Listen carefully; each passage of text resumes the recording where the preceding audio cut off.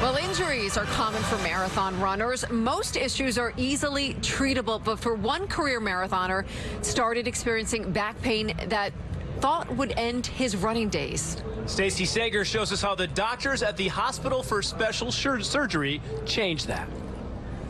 Let me have you bend forward like you're going to touch your toes. Marathoner Steve Goldfarb couldn't have timed his back surgery any better. It was right after last year's New York City Marathon. The 60-year-old from Brooklyn decided he couldn't take the pain any longer.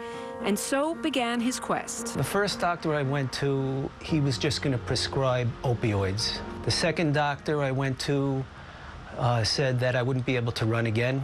In fact, Dr. Sheeraz Qureshi here at Manhattan's Hospital for Special Surgery was the fourth doctor Steve visited, but persistence had a huge payoff. I mean, basically, I left the hospital using a walker, and I was anxious to get started with my running. And now he's back, thanks to this doctor and his determination. We chose a minimally invasive approach in Steve's condition because we knew the level of activity that he was used to. Placing spacers in between Steve's vertebrae and screws and rods to hold everything in place. Steve still has some follow-up tests here, some x-rays and a CAT scan to make sure the surgery is holding. But the doctor says the biggest key to Steve's success, it's Steve.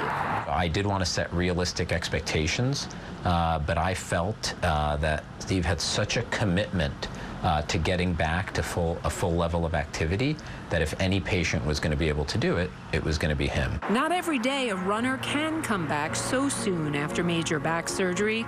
And for Steve, you're like the bionic man now. Yeah, sort of. This year's New York City Marathon, his 24th consecutive one, only this year, pain-free.